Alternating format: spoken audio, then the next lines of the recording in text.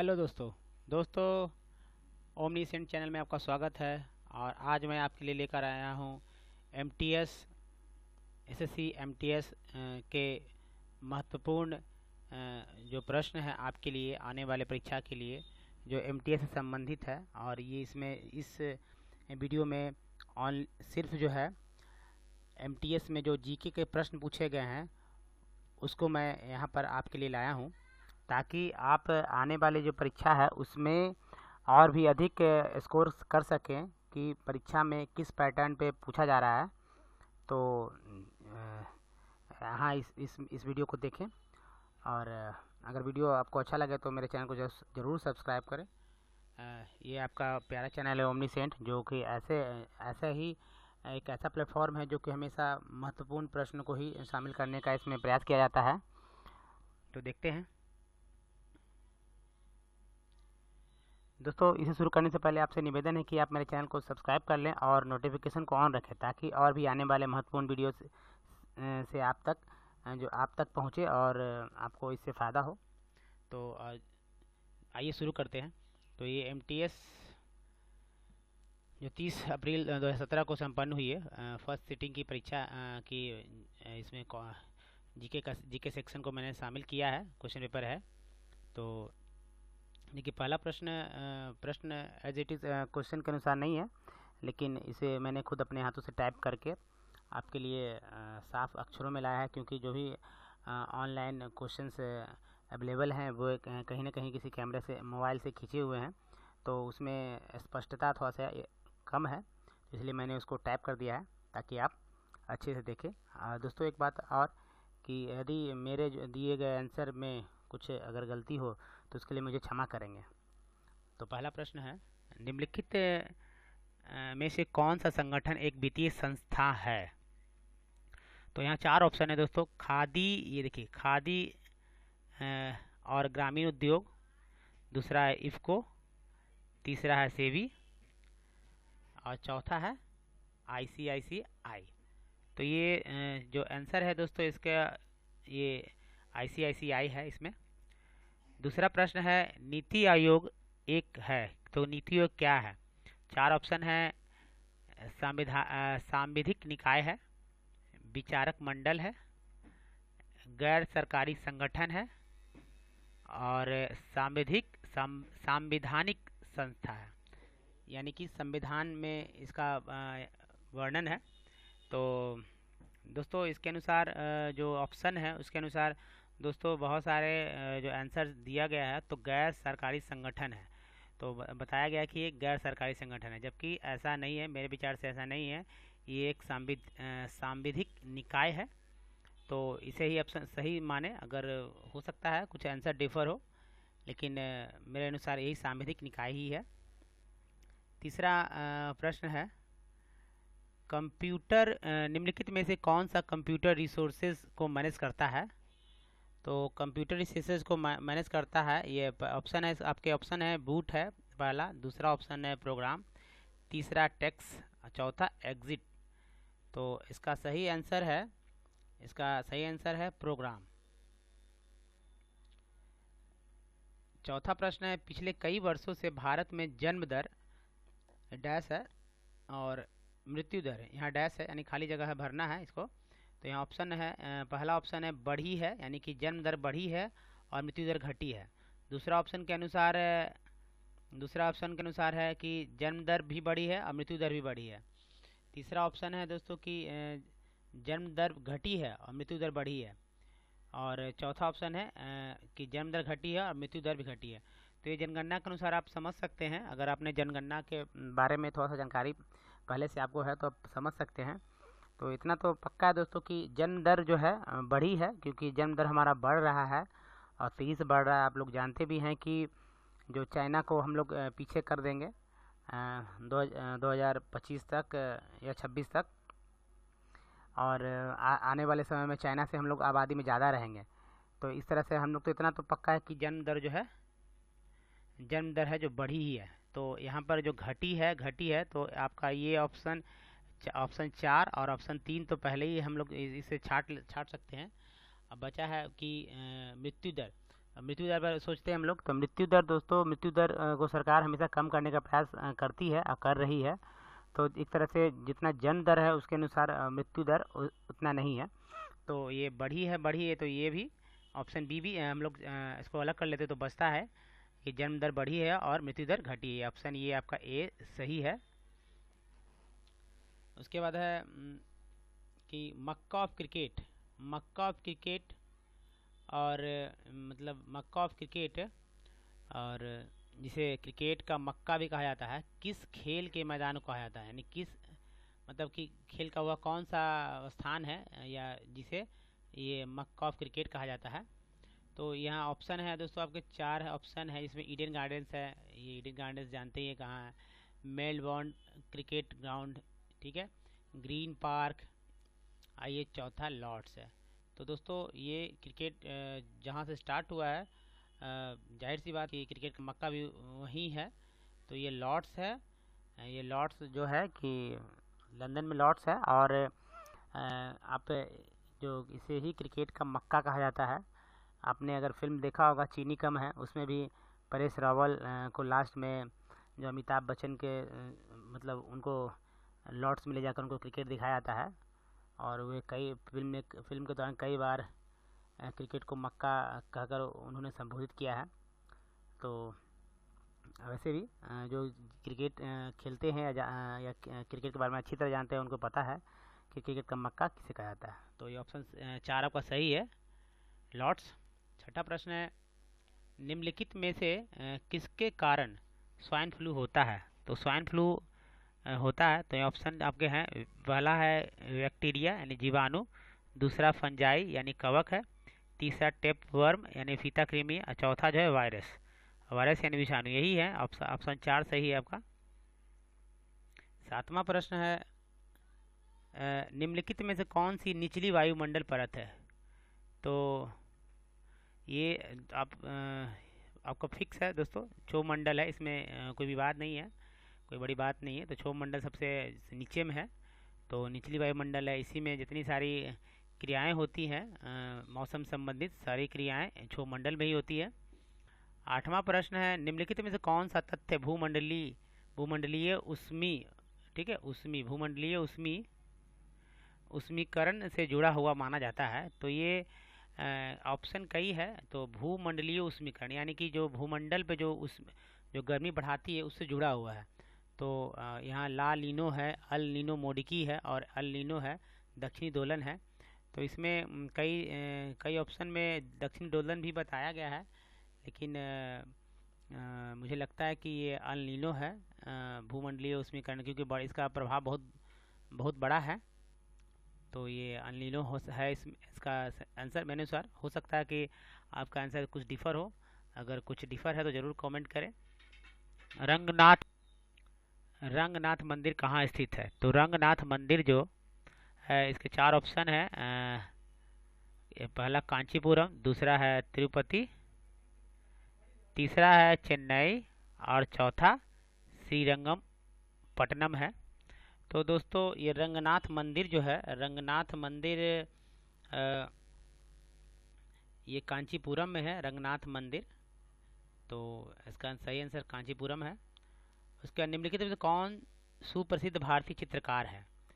तो ये रविशंकर, आपको पता है कि सितार बजाते हैं, यामिनी कृष्णमूर्ति ये भी एक डांसर ही हैं, बाल मुरली कृष्ण के बारे में तो उतना मुझे पता नहीं है, लेकिन एम.एफ. हुसैन ये पता है, ये आप लोग भी अच्छी तरह जानते हैं कि एम.एफ. हुसैन जो है एक सुप्रसिद्ध है और अंतर्राष्ट्रीय स्तर के भारतीय चित्रकार हैं एम.एफ. हुसैन। तो इसका सही आंसर सी है, यानी 3। उसके बाद मार धाड़ की फिल्मों के किस, यानी कि मार जो एक्शन फिल्मों के किस सितारे को फिल्मों में असाधारण उपलब्धि के लिए नवंबर 2016 में समानार्थ अकादमी ऑस्कर यानी ऑस्कर पुरस्कार से क्या हुआ, दिया गया है ऑस्कर पुरस्कार।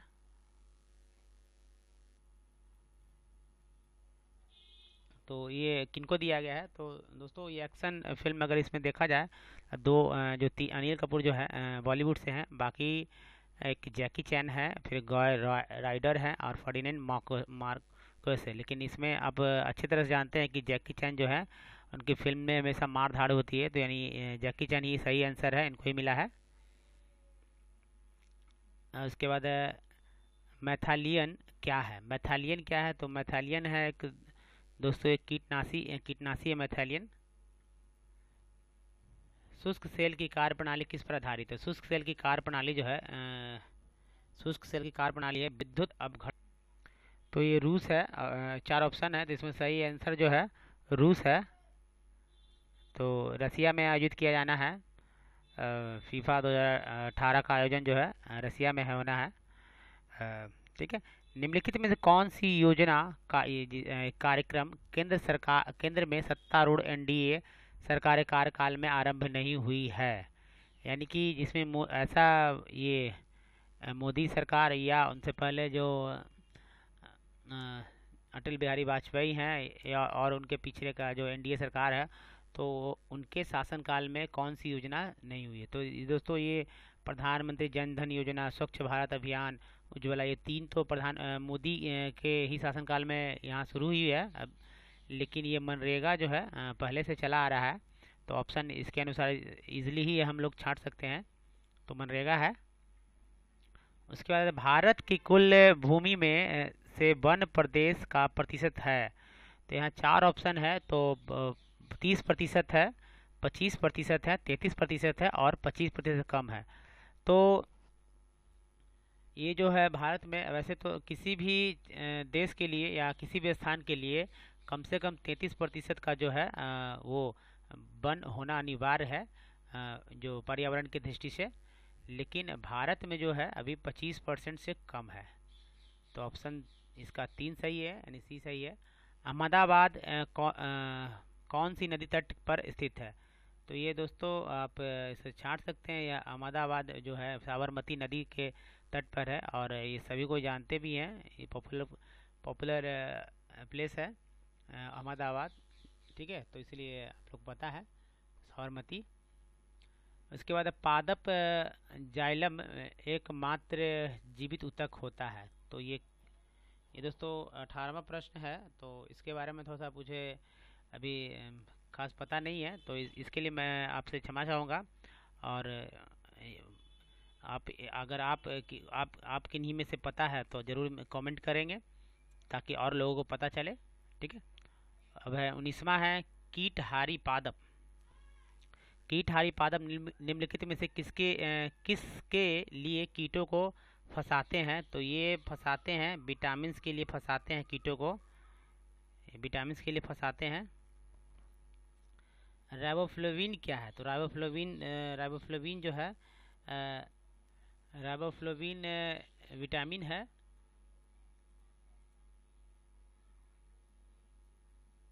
किसी स्टार फिश का चलन अंग कौन सा होता है? तो ये दोस्तों मुझे मेरे विचार से चलन अंग जो होता है वो इसमें नाल पाद है, पेशीय पाद है, पैडल है, अरित्र है। तो सा हिंदी के जो नाम है थोड़ा सा कठिन है, लेकिन मेरे विचार से ये पेशीय पाद होना चाहिए। लेकिन हो सकता है कुछ सही ना हो, अगर कुछ गलती हो तो आप ज़रूर इसे कमेंट करेंगे। तो पेशीय पाद। अब है कि 22वां कौन से पादप के लेटेक्स का वाणिज्यिक रूप से प्रयोग होता है? तो ये है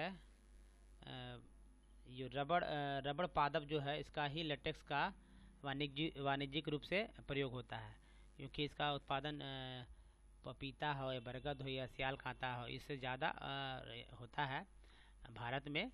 भारत के दक्षिण भारत में अगर मूल रूप से इसका उत्पादन होता है। 23वां है किसी विद्युत परिपथ में फ्यूज किसमें जुड़ा होता है? तो ये विद्युतन्मय लाइव सीरीज से जुड़ा होता है ये। ठीक है। उसके बाद है कि निम्नलिखित में से कौन सा वनों का प्रत्यक्ष प्रयोग है? तो यह प्रत्यक्ष प्रयोग यानी कि डायरेक्ट रूप से इसका प्रयोग नहीं होता है। तो वैसे तो हम लोग वन से औषधि कहाँ से प्राप्त करते हैं? तो वन से प्राप्त करते हैं। भूमि कटाव या मृदा अपरदन को रोकने का कौन काम करता है? तो वन करता है। भवन निर्माण में जो लकड़ी की सामग्री कहाँ से आती है? तो वन से आता है। लेकिन चरना वन में कोई ज़रूरी नहीं है। अगर जो चरना यानी गाय जो पशु है कहीं भी चर सकते हैं, तो अप्रत्यक्ष प्रयोग है चरना। तो यानी 24 का डी सही है। निम्नलिखित में से 25वां, निम्नलिखित में से कौन से राज्यों में मसालों का उत्पादन सर्वाधिक मात्रा में होता है? तो ये दोस्तों फिक्स है, केरल, केरल में होता है। निम्नलिखित में से कौन सा एक कार्बोहाइड्रेट है? तो ये दोस्तों यूरिया है, इंसुलिन है जो कि हार्मोन्स है, ग्लाइसिन है, और ये यूरिया भी खाद के रूप में भी इस्तेमाल होता है और हमारे शरीर में भी बनता है यूरिया। और ग्लाइसिन है और ग्लूकोज है। तो ग्लूकोज जो है दोस्तों, इसको जब भी प्रयोग किया जाता है जल्दी से कार्बो मतलब कि शरीर में ऊर्जा प्राप्त करने के लिए ग्लूकोज हम लोग लेते हैं, या डॉक्टर भी सलाह देते हैं। अक्सर पानी जो व्यक्ति को जब डिहाइड्रेशन हो जाता है तो उसको डॉक्टर ग्लूकोज ही चढ़ाते हैं, या जो आदमी थका हो रहता है तो ग्लूकोज भी लेता है, ग्लूकोज ही लेता है, जो कि एक तरह का कार्बोहाइड्रेट है जो इंस्टेंट उसको एनर्जी देता है व्यक्ति को। आदमी के शरीर में एनर्जी तुरंत मिलता है ग्लूकोज से ही, यानी कि 26 का डी सही है, यानी 4 सही है ग्लूकोज। 27वां है, वायुमंडल में ऑक्सीजन का स्रोत का कारण है क्या? तो प्रकाश संश्लेषण अगर होता है तभी दोस्तों ऑक्सीजन मिल पाता है। अगर प्रकाश संश्लेषण नहीं होगा तो ऑक्सीजन नहीं मिलेगा। तो ये फिक्स है। तो 27 का ए सही है, मतलब 1 नंबर। अब है 28वां है कि खाना पकाते समय एक चुटकी नमक डाल देने से सब्जियां कम समय में पक जाती है, क्यों?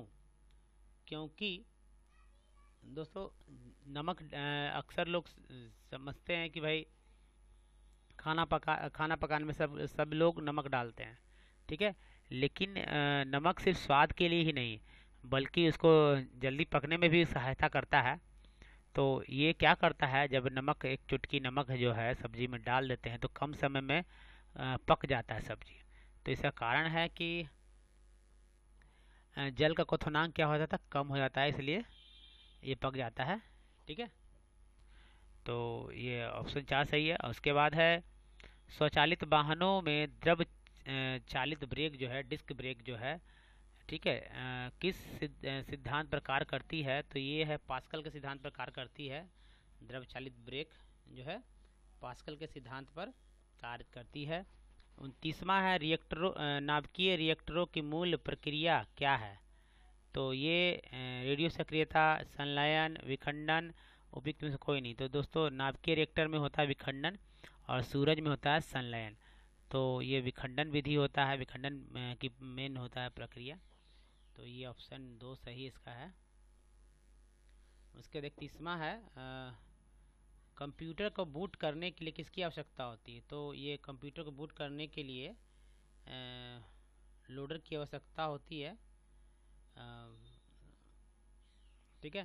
तो अगर दोस्तों यहाँ पर मुझे कुछ संशय है, अगर आपको कुछ गलती अगर लगे कि मेरा ऑप्शन सही नहीं है तो ज़रूर आप कमेंट करेंगे, क्योंकि मैं बहुत बड़ा आपके सामने या बहुत सारे जो मेरे व्यूअर हैं, हो सकता है कि मैं बहुत लोगों के लिए बहुत कम जानता हूँ और ऐसे कमेंट भी आते हैं। तो कोई अपने आप में बहुत बड़ा विद्वान नहीं होता, मैं अपने आप को बहुत छोटा सा ज्ञान वाला मानता हूँ, बहुत बहुत छोटा। तो क्षमा करेंगे अगर कोई गलती हो तो। तो निम्नलिखित में से कौन सा सेंट्रल प्रोसेसिंग यूनिट सीपीयू का भाग है? तो अर्थमेटिक एंड लॉजिक यूनिट जो है ये भाग है, ठीक है। ऑप्शन बी यानी 2 सही है। उसके बाद 33वां प्रश्न है फाइल की सीधी एक्सेस को और क्या कहते हैं? तो ये रैंडम एक्सेस कहते हैं। उसके बाद मूल अधिकारों को लागू करने के संबंध में रिट जारी करने के लिए निम्नलिखित प्राधिकरणों में से कौन सक्षम है? यानी कि मूल अधिकार जो हमारे फंडामेंटल राइट्स हैं, तो फंडामेंटल राइट्स को लागू करना से संबंधित जो रिट दिया गया है, ठीक है, जो रिट है वो कौन जारी करता है? ठीक है, परमादेश है, उत्प्रेषण है, तो इस तरह के और भी हैं, 5-6 हैं। तो ये जारी कौन करता है? तो देखिए दोस्तों, यहाँ पर तो ऑप्शन है राष्ट्रपति है, संसद है, सर्वोच्च न्यायालय है। तो आप सभी लोग जानते हैं कि सर्वोच्च न्यायालय तो है ही, लेकिन उच्च न्यायालय भी जो है मूल अधिकार से संबंधित रिट जारी करता है। तो ऑप्शन 2 सही इसका है। 35वां है प्राकृतिक विषयक विश्वव्यापी निधि यानी वर्ल्ड वाइड फंड और WWF के लिए निम्नलिखित में से कौन से लोगों का प्रयोग किया जाता है? तो ये ऑप्शन के अनुसार इसका पांडा है, और सही आंसर है दोस्तों, पांडा है, इसका प्रयोग किया जाता है। उसके बाद है 36 जो है, निम्नलिखित में से किसमें भारत के संबंध में अलबरूनी का वृत्तांत है? तो किताबुल हिंद है, इसमें अलबरूनी का वृत्तांत है। ऑप्शन 3 सही है इसका, 36 का। उसके बाद है 37, बुद्ध ने अपना प्रथम उपदेश कहाँ दिया था? तो सारनाथ में दिया था, और सारनाथ के डियर पार्क में दिया था। तो दोस्तों सारनाथ में डियर पार्क है। तो ठीक है, तो एक नया चीज़ पता है चला होगा दोस्तों आपको कि भाई सारनाथ जो है वहाँ एक डियर पार्क है, और वहीं उन्होंने अपना उपदेश दिया है, प्रथम उपदेश। तो नाम बदलते रहते हैं। 38वां है सिंधी में, यानी सिंधी या सिंधु कहें दोस्तों। तो यहाँ पर सिंधी न कहकर सिंधु कहना ज़्यादा उचित होगा, लेकिन क्वेश्चन ऐसे ही छपे हुए थे तो वैसा ही टाइप हो गया है। तो सिंधु में मोहनजोदड़ो का अर्थ क्या है? यानी सिंधु सभ्यता में, ऐसा माना जाए कि सिंधु सभ्यता में मोहनजोदड़ो का क्या अर्थ है? तो यहाँ पशुपति का आहार, शिव की भूमि, दुष्ट आत्माओं का शहर। यह यानी कि मोहनजोदड़ो का जो अर्थ है वो अर्थ है मृतकों का टीला है दोस्तों, ठीक है, मृतकों का टीला। उसके बाद दोस्तों कि हम्पी किस लिए जाती थी? तो दोस्तों हम्पी जो है वर्तमान में एक यूनेस्को का वहाँ साइट भी है, और वहाँ प्राचीन मंदिर थे बने हुए। और इन जो ऑप्शन के अनुसार है दोस्तों, कि ऑप्शन के अनुसार जो है ये विजयनगर की राजधानी भी रही है। तो हम्पी विजयनगर की राजधानी भी रही है। ऑप्शन 39 का 3 सही है। उसके बाद दोस्तों 40वां है कुओमिंटांग क्या है? कुओमिंटांग क्या है? तो ये जापान की फासिस्टवादी पार्टी है, ऐसा नहीं है। चीन में आतंकवादी संगठन है, ये भी नहीं है। ये जापान में एक राष्ट्रवादी पार्टी, ये भी नहीं है। लेकिन ये ऑप्शन 3 सही है, चीन में एक राष्ट्रवादी पार्टी है कुओमिंटांग। कुओमिंटांग जो है चीन में एक राष्ट्रवादी पार्टी है। ये 41वां, भारत में एक अनुसंधान संस्थान कहाँ स्थित है? तो दोस्तों अक्सर जो संस्थान से संबंधित प्रश्न रहता है इसमें भी आया है, आगे भी आएंगे, तो आप इसे ज़रूर ध्यान दें। तो भारत में एक अनुसंधान संस्थान है जो एक तरह से क्वेश्चन मिसिंग है। तो यहाँ पर जो अनुसंधान संस्थान तो सभी जगह है, लेकिन क्वेश्चन मिसिंग है दोस्तों। तो ये वन अनुसंधान संस्थान है यहाँ पर।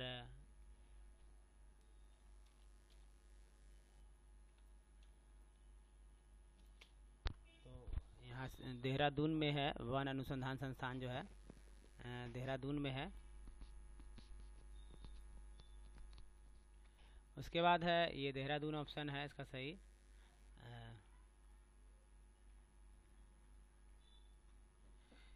42वां, ऐसी अर्थव्यवस्था जिसमें अन्य देशों से और अन्य देशों को श्रम, माल या धन का प्रवाह न हो, क्या कहलाती है?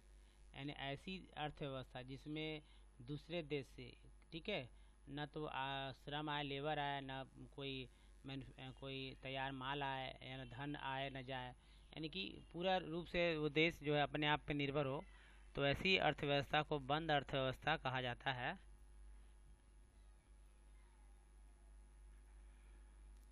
उसके बाद 43वां है कि किसी वस्तु की कीमत किसके बराबर होती है? तो दोस्तों यहाँ तो ये इकोनॉमिक्स से संबंधित है, तो इसमें मेरे विचार से औसत आय से संबंधित है, औसत आय है। क्योंकि वस्तु की कीमत कब बराबर होगी? तो जाहिर सी बात है, कुल लागत होगा उतने बराबर तो लोग रखेगा नहीं, क्योंकि उसको वस्तु पर बेनिफिट भी चाहिए होता है। तो ये औसत आय है, तो औसत आय के बराबर होगा, ठीक है। तो यही ऑप्शन 4 सही होना चाहिए। अगर इसमें भी कुछ संशय है तो ज़रूर कमेंट करें। 44वां है, निम्नलिखित में से कौन सी एक एकाधिकार की विशेषता नहीं है। तो इसमें दोस्तों ये मैं आपके लिए छोड़ता हूँ, कमेंट जरूर करेंगे क्योंकि यहाँ भी थोड़ा सा संशय है मेरा। तो मेरे अनुसार तो 3 होना चाहिए, लेकिन देखते हैं कि आप क्या कमेंट करते हैं। अगर आप खोजेंगे तो जाहिर सी बात है आप कुछ नया चीज़ की तलाश करेंगे। 45वां है, बाज़ारों में श्रमिकों की पूर्ति किस पर निर्भर करती है। तो ये बाज़ारों में श्रमिकों की पूर्ति जो है, तो दोस्तों बाज़ार में श्रमिकों की पूर्ति किस पर निर्भर करती है। तो ये 4 ऑप्शन है। तो जनसंख्या के आकार पर, ये ऑप्शन भी सही है। और दूसरा है प्रत्येक व्यक्ति द्वारा लगाए गए श्रम घंटों की संख्या पर, ये भी सही है। और जनसंख्या में श्रमिक बल के अनुपात पर। तो उपयुक्त सभी सही है। तो इसका ऑप्शन यानी चारों का चारों सही है दोस्तों, ठीक है।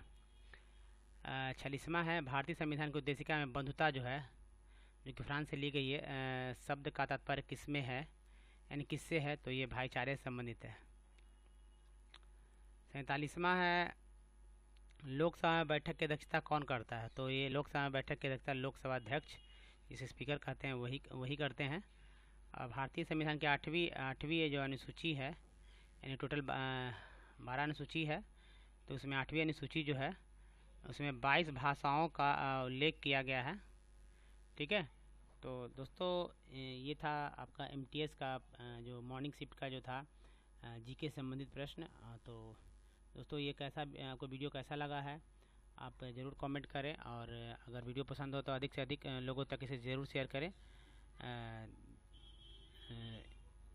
धन्यवाद दोस्तों।